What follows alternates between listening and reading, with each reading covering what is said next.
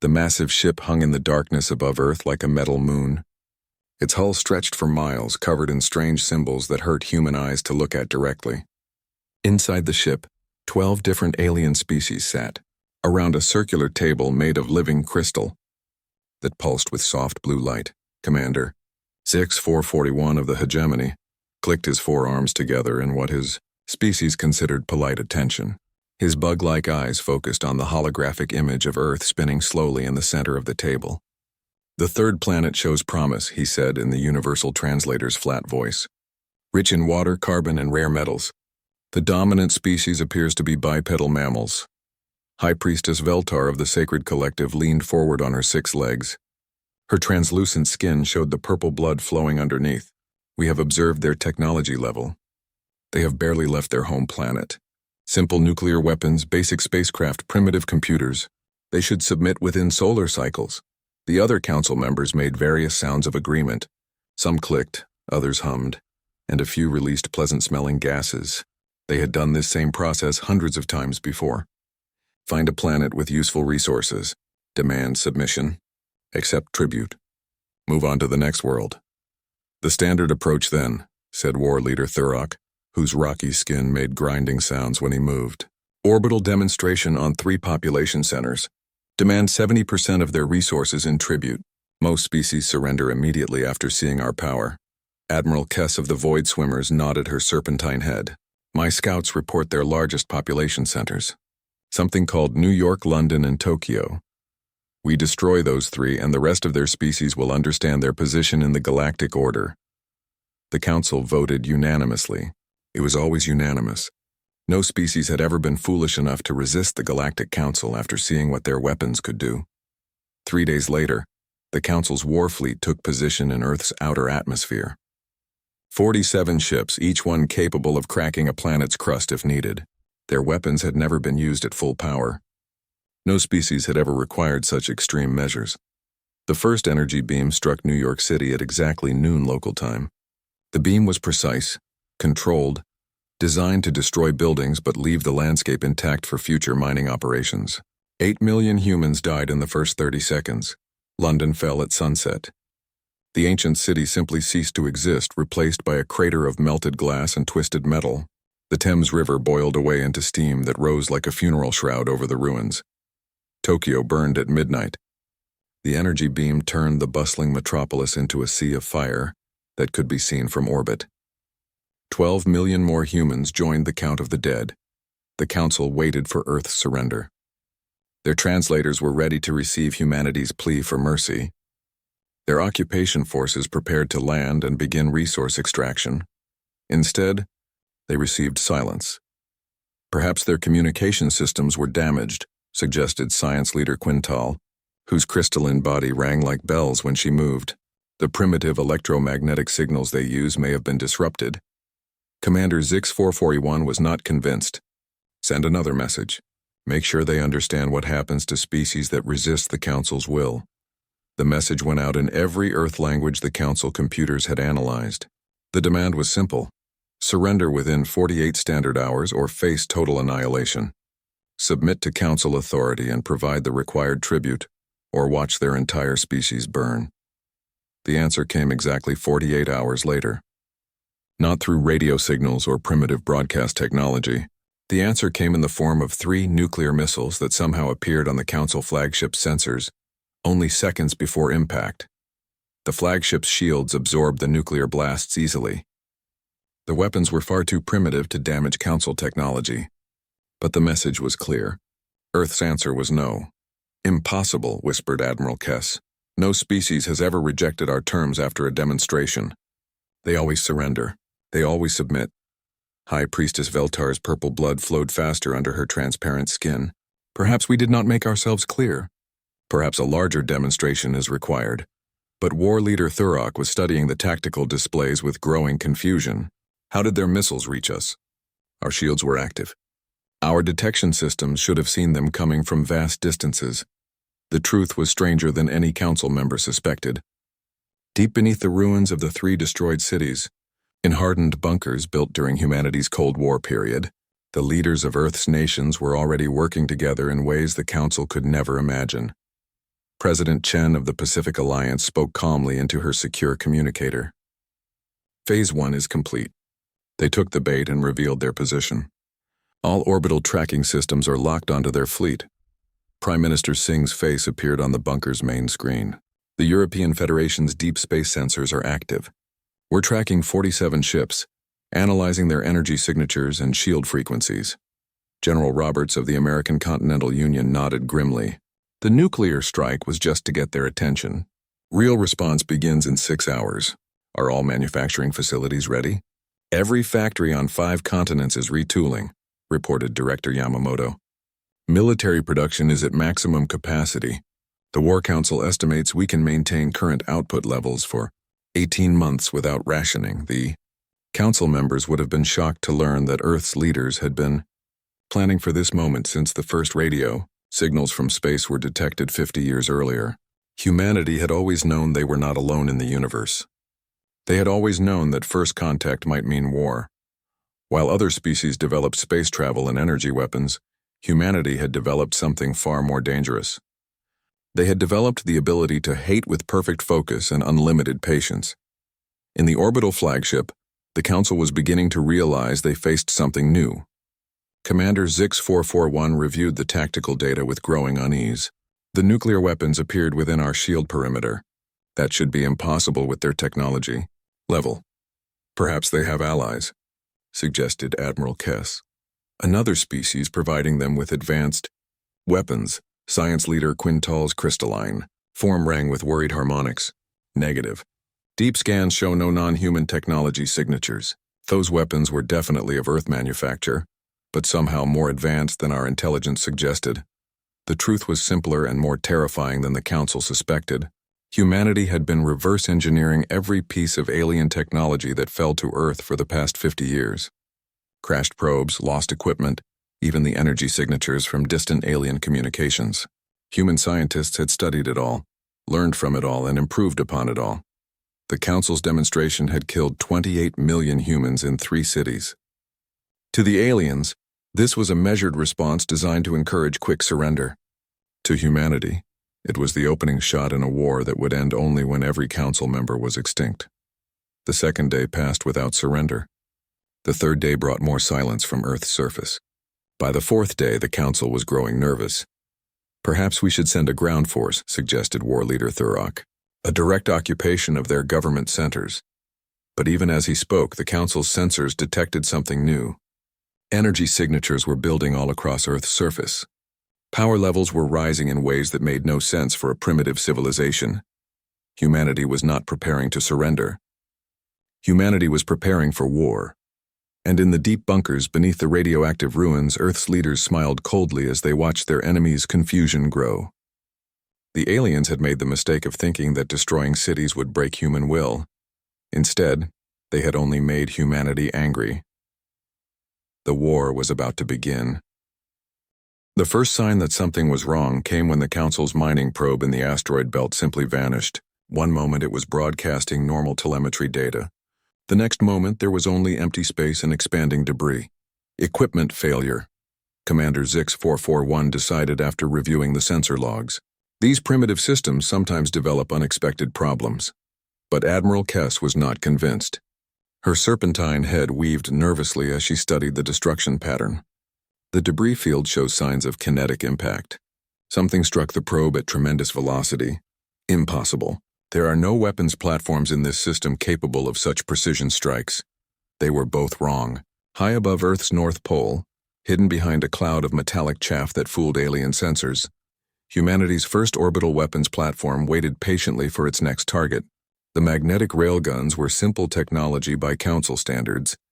But humans had built them with one advantage the aliens never expected. They were designed specifically to kill alien ships. In the deep bunkers, President Chen reviewed the tactical display with satisfaction. First blood to us. How long until the next phase? General Roberts consulted his tablet. 12 hours. The factories are producing kinetic rounds faster than we can launch them. We have enough ammunition to maintain fire for 6 months. The Council had made a critical error in their intelligence gathering. They had observed humanity's public technology, but they had never discovered humanity's military secrets. For 50 years, Earth's governments had been preparing for exactly this scenario. Deep underground facilities had been mass-producing weapons and ammunition. Hidden bases on the moon and in the asteroid belt had been stockpiling supplies. Earth's military had been training for orbital combat using captured alien technology. The second probe died 8 hours later. Then a third. Then an entire scouting squadron of 6 council ships simply ceased to exist in a brilliant flash of light that temporarily blinded the alien sensors. This is not equipment failure. War leader Thurok's rocky voice carried undertones of anger and confusion. Something is hunting our ships systematically. High Priestess Veltar's purple blood flowed in agitated patterns. The primitive species should not possess such capabilities. Our intelligence reports showed basic chemical rockets and crude nuclear weapons. Intelligence reports can be wrong, Admiral Kess replied grimly, especially when dealing with a species that actively conceals its true capabilities. The truth was worse than they suspected. Humanity had not just been hiding advanced weapons. They had been studying Council technology for decades, learning from every probe that entered Earth's solar system. Human scientists had reverse-engineered alien shield frequencies, armor compositions, and weapon systems. They had built their entire military specifically to counter Council technology. The third day brought disaster. The Council's orbital supply depot, a massive station that serviced the entire fleet, exploded in a chain reaction that destroyed 2 nearby destroyers. The explosion was so violent that wreckage rained down on the alien flagship's shields. How? Science leader Quintal's crystalline form resonated with shockwaves. The supply depot was protected by overlapping shield arrays and point defense systems. The answer came from humanity's newest weapons. Stealth missiles that could phase through, alien shields and hunter-killer, drones that disguised themselves as space debris until they reached their targets. Human engineers had studied alien defensive systems and found their weaknesses. But the Council's real shock came when they tried to retreat to a safe distance and regroup. As their fleet pulled back to the edge of Earth's solar system, they found human ships waiting for them. The first human vessel looked nothing like Earth's primitive rockets. It was a sleek predator of metal and ceramic, bristling with weapons that should not have existed on a planet that had barely achieved spaceflight. Its hull was covered in stealth coating that made it nearly invisible to alien sensors. Unknown vessel. Identify yourself, Admiral Kess broadcast on all frequencies. The response came in perfect Council standard, the diplomatic language used by all member species. This is Captain Sarah Martinez of the Earth Defense Force ship Retribution. You have attacked our homeworld without provocation. Surrender now or be destroyed. Commander Zix 441's forearms clicked together in agitation. Impossible. Their species should not know Council standard. They should not possess interplanetary vessels. We know many things, Captain Martinez replied. We know the location of your homeworlds. We know the composition of your fleets. We know the names of your leaders. We have been watching you for 50 years, learning everything about your civilization. The human ship opened fire without further warning. Energy beams that matched Council weapon signatures struck the alien flagship's shields. But these beams were different. They pulsed at exactly the right frequency to overload Council defensive systems. Within seconds, the flagship's shields collapsed. How do they know our shield frequencies? War leader Thurok demanded. The answer was simple and terrifying. Every piece of alien technology that had ever approached Earth had been captured, analyzed, and reverse-engineered. Human intelligence services had been intercepting alien communications for decades. Earth scientists had built detailed models of every Council ship design, every weapon system, and every defensive measure. But humanity had done more than just copy alien technology. They had improved it. The human ships were faster, more maneuverable, and deadlier than anything the Council had ever faced. More importantly, they were crewed by beings who understood something the aliens did not: the concept of total war. As the first human fleet engaged the Council forces, more ships appeared from hidden bases throughout the solar system. Humans had been building a secret navy for 50 years, using materials mined from asteroids and powered by fusion reactors based on captured alien designs. The battle lasted 6 hours. When it ended, 32 Council ships were destroyed or disabled. Not a single human vessel was lost. This is impossible, Commander Zix 441 transmitted, as his flagship limped away from the battle zone. A primitive species cannot defeat the Galactic Council Navy. Captain Martinez's voice followed them across space, cold and certain. You made one mistake, alien. You assumed we were primitive. You never bothered to learn what humans do to those who threaten our families. The surviving Council ships retreated to the edge of the solar system, but they found no safety there. Human hunter squadrons followed them, picking off damaged vessels one by one. The aliens learned that humans did not take prisoners. Every alien ship was destroyed completely. Every crew member killed without mercy. Within a week, the Council's entire expeditionary force was eliminated. The few ships that escaped carried news that shocked the entire galactic civilization. Earth had not only resisted the Council's demands, but had completely destroyed the invasion fleet. In the deep bunkers, Earth's leaders received the casualty reports with grim satisfaction. 0 human ships lost. 0 human casualties in space combat. The orbital weapons platforms had performed exactly as designed. Phase 2 is complete, President Chen announced to the War Council. The immediate threat is eliminated. Ready to begin Phase 3, General Roberts smiled coldly. Deep space reconnaissance is already underway. We have the location of every Council member world. Every military base, every supply depot. The real war can now begin. Director Yamamoto consulted her reports. Industrial production is exceeding targets. The new shipyards are launching 1 vessel every 18 hours. We will have a 1,000-ship fleet within 6 months. Prime Minister Singh's image flickered on the communication screen. The Bioweapons Division reports success in developing targeted viruses for each alien species. We can eliminate entire populations without damaging planetary ecosystems.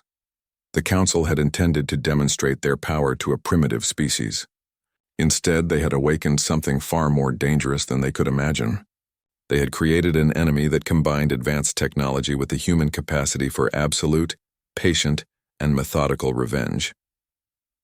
Earth's answer was no longer silence.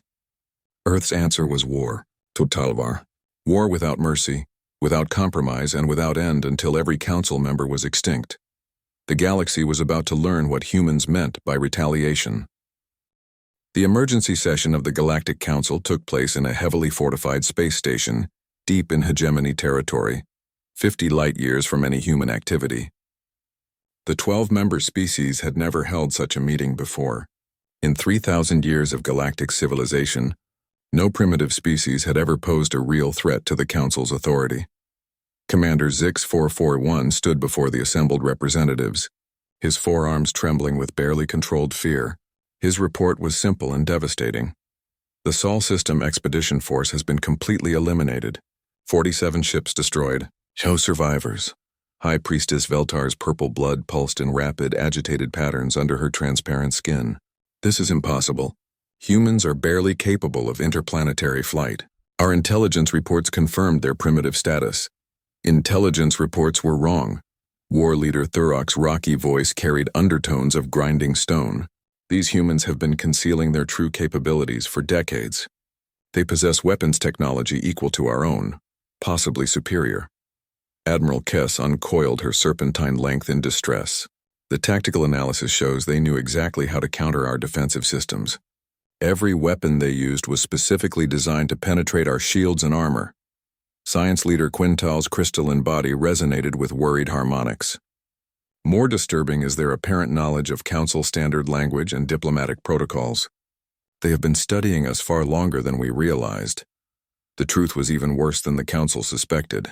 At that moment, human deep space reconnaissance vessels were positioned throughout Council territory, invisible to alien sensors and gathering intelligence on every military installation, every supply route, and every populated world. Captain Elena Vasquez watched the alien space station through her ship's advanced sensors. The EDF vessel Shadow Strike was humanity's most advanced stealth ship, completely undetectable by Council technology. Her mission was simple: locate and catalog every Council asset within 100 light-years of Earth. Picking up massive energy signatures from the station, her weapons officer reported. Looks like some kind of emergency meeting. All 12 Council species are represented.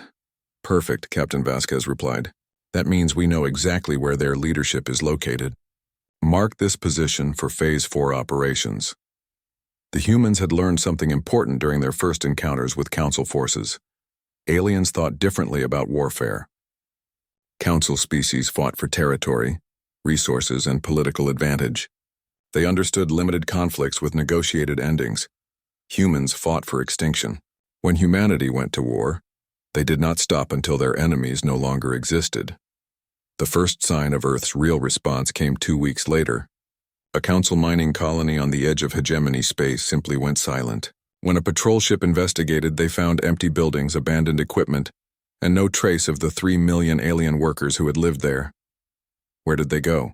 Commander Zix441 demanded as he reviewed the disturbing reports. An entire colony cannot simply vanish. The answer came from a single transmission that broadcast across all Council frequencies. Captain Martinez's voice was calm and professional. The Kepler 442 mining colony has been evacuated. All personnel have been relocated to detention facilities pending war crimes trials. The colony infrastructure remains intact for future human use. War leader Thurok's massive form shook with rage. They dare take prisoners. They dare speak of war crimes. Check the colony records, Admiral Kess suggested grimly. What they found made every Council member physically ill. Detailed documentation showed that the mining operation had been using slave labor from conquered species. Entire populations had been worked to death extracting resources for the Council.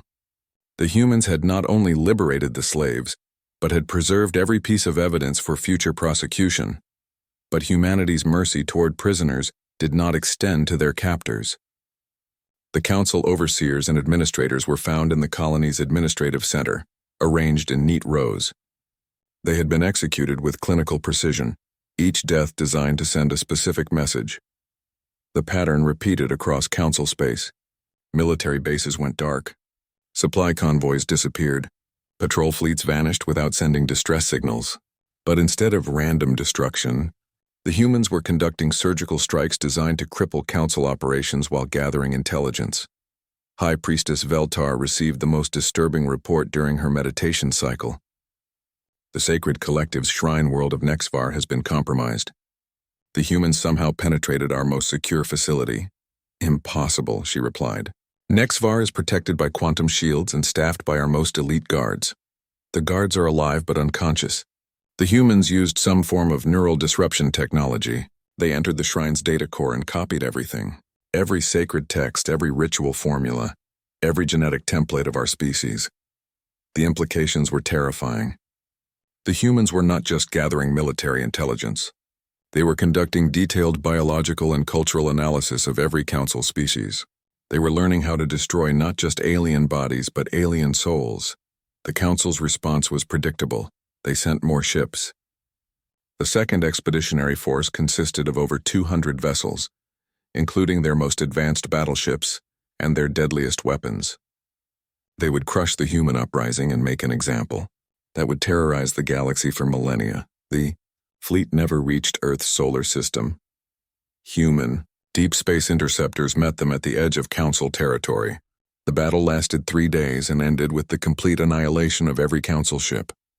But this time, the humans broadcast the entire engagement across galactic communication networks.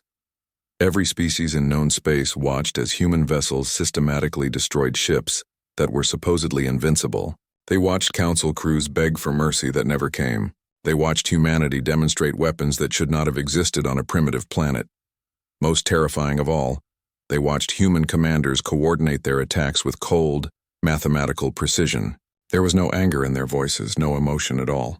They killed with the same professional detachment that other species used for mining operations or cargo transport. Target the command vessel's shield generators, Captain Chen ordered calmly. Use frequency modulation pattern 7. Disable their communications array first, then their weapon systems. Acknowledged. Firing. The alien battleship died in silence, its crew unable to send any final messages. One by one, every Council vessel was systematically destroyed while human losses remained 0. The broadcast ended with a simple message that chilled every alien listener. This is Earth Defense Force Admiral Sarah Martinez. The Galactic Council has committed acts of unprovoked aggression against humanity. We do not accept surrender. We do not negotiate with war criminals. We will hunt down every Council ship, every Council base, and every Council world until justice is served. The galaxy fell silent.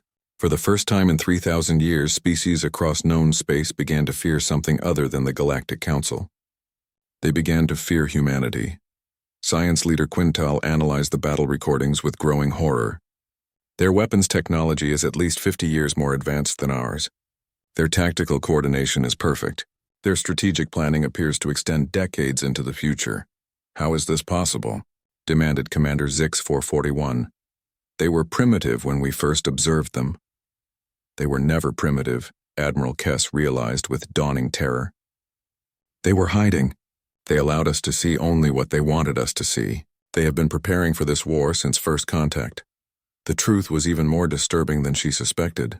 In the deep bunkers beneath Earth's surface, human strategists were already planning the final phases of the war.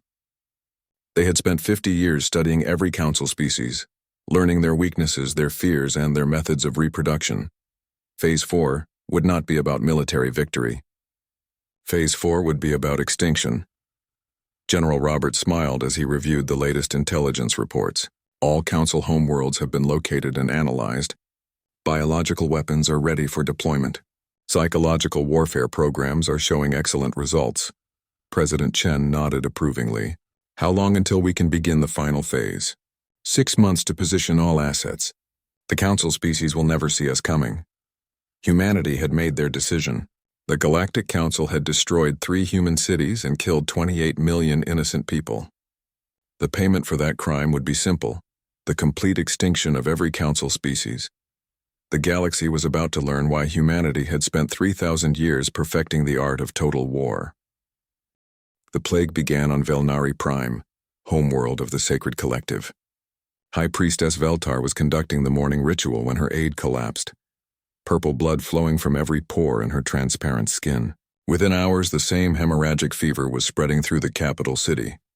It targets our species specifically, the chief medical researcher reported through the communication link, his own voice weak with approaching death. The virus has been engineered to attack our unique cellular structure. Nothing else is affected. Not the plants, not the other species, not even our domesticated animals. Only us. Veltar felt her own blood beginning to flow irregularly as the first symptoms appeared. How many are infected? The entire planet. Every member of our species on Velnari Prime is showing symptoms. The virus appears to be airborne and incredibly contagious among our people. Across the galaxy, similar reports flooded in from every council homeworld. The hegemony's insectoid population was dying from a neural parasite that drove them to self-destructive madness. The void swimmers were succumbing to a respiratory infection that turned their gills inside out. The Rocky Federation's silicon-based biology was being dissolved by an acid-producing bacteria. Each plague was perfectly designed for its target species. Each one was completely harmless to other forms of life. The precision was terrifying and the message was clear. Humanity had studied every council race and engineered weapons to exterminate them completely. Commander Zix 441 managed to send one final transmission before his own nervous system began shutting down. How did they do this? How did they develop biological weapons so quickly? The answer came from an unexpected source. Dr. Elizabeth Warren, humanity's leading xenobiologist, appeared on all council communication channels simultaneously. Her face was calm and professional, like a university lecturer explaining a simple concept. For 50 years, we have been collecting biological samples from every alien probe that entered our solar system, she explained.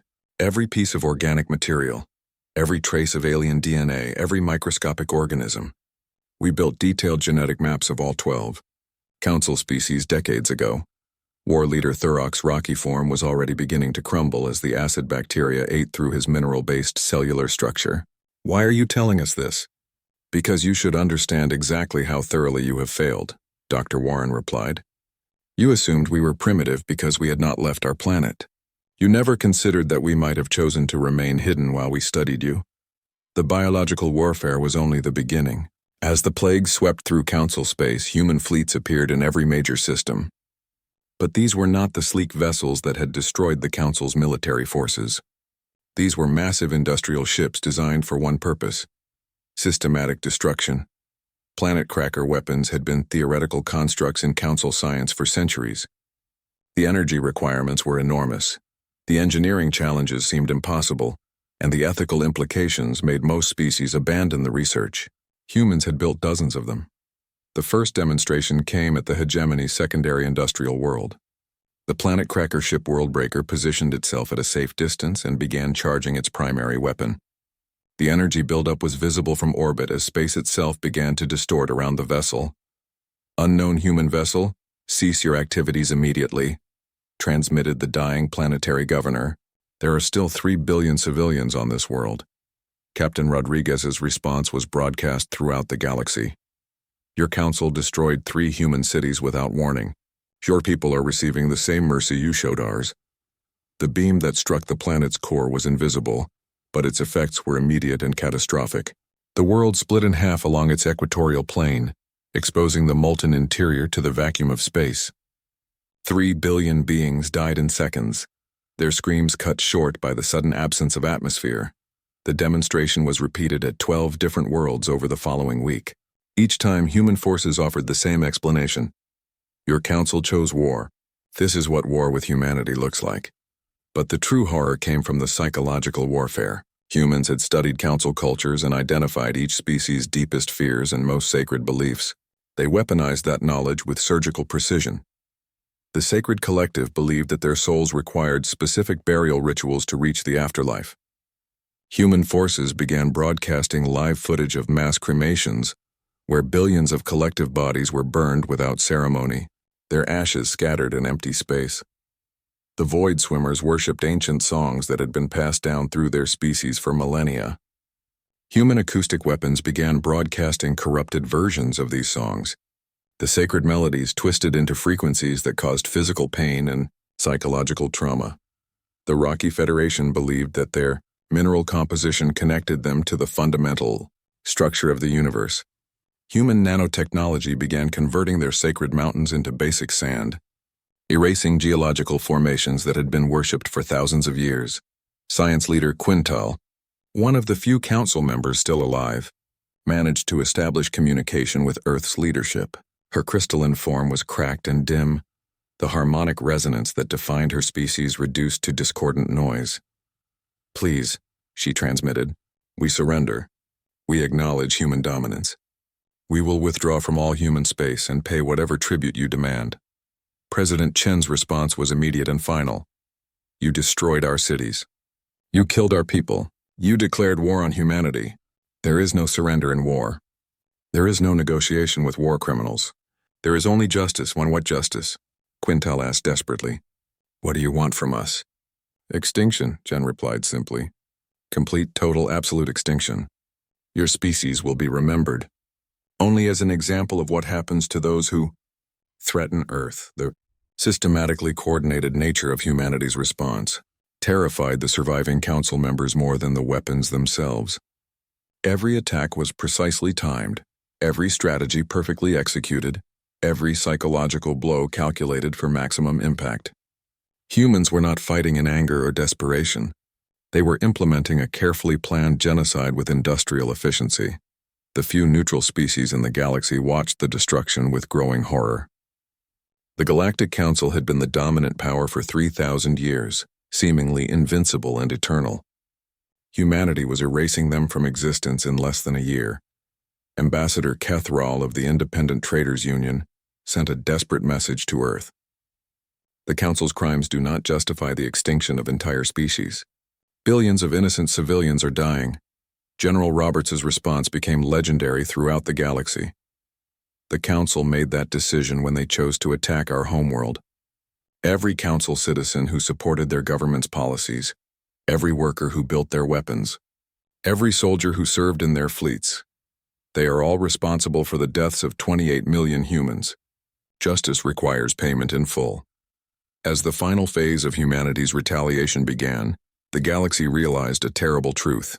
Humans did not fight wars the way other species did. Other civilizations fought for territory, resources, or political advantage. They understood concepts like limited warfare, acceptable casualties, and negotiated peace. Humans fought for extinction. When they went to war, they did not stop until their enemies no longer existed. They had turned genocide into an exact science and implemented it with the same methodical precision they used for space exploration or medical research. The Galactic Council had ruled the galaxy for 3 millennia. Humanity destroyed them in 11 months. The most terrifying aspect was not the weapons or the tactics or even the massive scale of destruction. The most terrifying aspect was the complete absence of human casualties throughout the entire war. Earth's forces had implemented the systematic extinction of 12 spacefaring civilizations without losing a single ship or a single soldier. The galaxy was about to witness the final silence as humanity completed their terrible work. The last council member died on a Tuesday. Science leader Quintal's crystalline form had been deteriorating for weeks as the human-engineered virus slowly dissolved her molecular structure. She lay in the ruins of her research facility on the fourth moon of her homeworld, surrounded by the silent bodies of her entire species. Her final transmission was broadcast across the galaxy on all frequencies. To any civilization receiving this message, do not make contact with the species called humans. Do not approach their system. Do not acknowledge their existence. They are not conquerors or warriors. They are extinction made manifest. Learn from our mistake. Leave them alone. The signal faded to static, and the Galactic Council ceased to exist. Across 12 star systems, across hundreds of worlds, silence reigned where billions of beings had lived and thrived for millennia. The hegemony's great hive cities stood empty, their geometric perfection now serving as monuments to the dead. The sacred collective's crystal temples reflected light through space to no one. The void swimmers' ocean worlds were still and quiet. Their songs forever ended. Humanity had kept precise records. 12 species, 437 billion individuals, eliminated with mathematical precision over the course of 11 months and 6 days. Not a single human life had been lost in combat. Not a single human ship had been destroyed. The most successful military campaign in galactic history had been conducted with 0 casualties among the victors. In the deep bunkers beneath Earth, President Chen reviewed the final reports with the same calm professionalism she had maintained throughout the war. Confirm all council assets have been neutralized. General Roberts consulted his displays. All 12 homeworlds are silent. All military installations destroyed. All colonies abandoned or sterilized. Council space is empty except for automated systems. What about survivors? None detected. The biological weapons achieved 100% mortality rates among target populations. Psychological warfare prevented any successful evacuation attempts. There are no living members of any council species anywhere in known space. Director Yamamoto nodded approvingly. Industrial production can be scaled back to peacetime levels. The war factories are no longer needed. Not yet, President Chen corrected. Begin Phase 5, Memorial Construction and Warning Beacon Deployment. Humanity's final act was perhaps the most chilling. In the ruins of each council homeworld, massive monuments were constructed. Not monuments to victory or conquest, but detailed museums documenting exactly what had happened and why. The memorial on Velnari Prime stood 50 kilometers tall, its crystal spires reaching into the thin atmosphere. Inside, holographic displays showed the faces and names of every sacred collective citizen who had died. Above them, larger displays showed the faces and names of the 28 million humans who had been killed in the initial attack on Earth. The message was simple and clear. This species supported a government that committed unprovoked acts of war against humanity. This is the result of that decision. Similar monuments rose on every former council world. Each one contained complete historical records of the extinct species, their culture, their achievements, and their final crime. Visitors could learn everything about civilizations that had spanned thousands of years, ending with their unanimous decision to attack a small blue planet on the edge of the galaxy. But the monuments were not humanity's most important message to the galaxy. That message came in the form of automated beacons, thousands of them, deployed throughout council space and beyond. The beacons broadcast continuously on all known communication frequencies in every recorded galactic language. The message was recorded by Admiral Sarah Martinez, the human commander who had overseen the entire war. Her voice was calm, professional, and absolutely certain. This is a message from the people of Earth to all civilizations in the galaxy. The Galactic Council no longer exists. 12 species have been eliminated from the universe for the crime of attacking our homeworld without provocation. We did not seek this war. We did not want conquest or territory or tribute. We wanted only to be left alone. The Council chose to interpret our peaceful isolation as weakness. They chose to murder our civilians as a demonstration of their power. They chose to demand our submission to their authority. They chose incorrectly. Every ship they sent, we destroyed. Every weapon they used, we countered. Every strategy they attempted, we anticipated. In 11 months, we eliminated their entire civilization while suffering 0 combat casualties. This was not luck or superior technology. This was the result of 50 years of careful preparation for exactly this scenario. Let this serve as a lesson to any species that might consider following the Council's example. Earth remembers. Earth does not forgive. We have returned to our peaceful isolation, but we remain watchful. We have proven that we can eliminate any threat to our people with surgical precision and unlimited patience.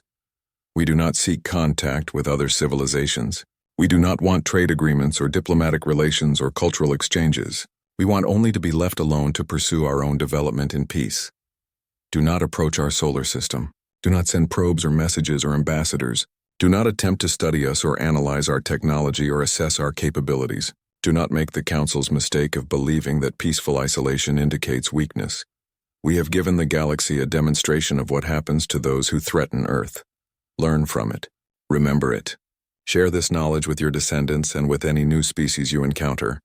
Humanity seeks no enemies, but we will create no exceptions for those who choose to become our enemies. The Council learned this lesson too late to save themselves. You still have time to learn it while your species survives. This message will repeat continuously until the heat death of the universe. It is our gift to galactic civilization, the knowledge necessary to coexist peacefully with humanity. Use it wisely. Leave us alone. The beacons broadcast 24 hours a day, their signals reaching every corner of known space and beyond. They became the most widely received communication in galactic history, translated into thousands of languages and distributed to every spacefaring civilization. The effect was immediate and profound. Trade routes that had operated for millennia were rerouted to avoid human space. Exploration fleets turned back rather than risk approaching Sol system. Diplomatic communications between species now routinely included warnings about the Forbidden Zone, where Earth resided. Some younger species questioned whether the warnings were necessary. The Independent Traders Union sent an expedition to verify the destruction of the Council and confirm the human capabilities described in the beacons. They found the memorial worlds exactly as advertised. Empty, silent, and covered with monuments documenting the complete extinction of 12 advanced civilizations. The Traders' Report became required reading in military academies throughout the galaxy. The humans did not exaggerate. The Council is gone. Every last one of them. In the years that followed, the galaxy adapted to a new reality. The Council's former territory remained empty except for human monuments and warning beacons. Species that had been oppressed by Council rule celebrated their freedom, but they did so quietly, always mindful of the terrible price that had been paid for their liberation. Occasionally, some aggressive species would suggest that the galaxy should unite against the human threat before Earth became too powerful to stop. These suggestions were invariably met with the same response. You are welcome to make the attempt. Please notify us first so we can observe the extinction from a safe distance. No species ever took up the challenge. On Earth, life returned to normal with surprising speed. The war had been fought entirely by professional military forces using automated systems. Most human civilians had barely been aware that genocide was being conducted in their name. The memorial services for the 28 million victims were attended by billions, but the celebrations of victory were subdued and brief. President Chen's final war address to humanity was brief and unremarkable. Justice has been served. The threat has been eliminated. We can now return to the peaceful development of our civilization. The deep bunkers were sealed. The war factories were converted to civilian use. The orbital weapons platforms were powered down but left in place as insurance against future threats. Earth's military forces returned to their hidden bases and resumed their eternal vigilance. To outside observers, humanity had simply vanished back into their solar system as if nothing had happened. But the galaxy knew better. The empty worlds and warning beacons served as constant reminders that somewhere in a quiet corner of space, a species existed that could eliminate any threat with absolute efficiency and unlimited patience. The galaxy had learned to be very, very quiet, and in that silence, humanity found exactly what they had always wanted: to be left completely alone.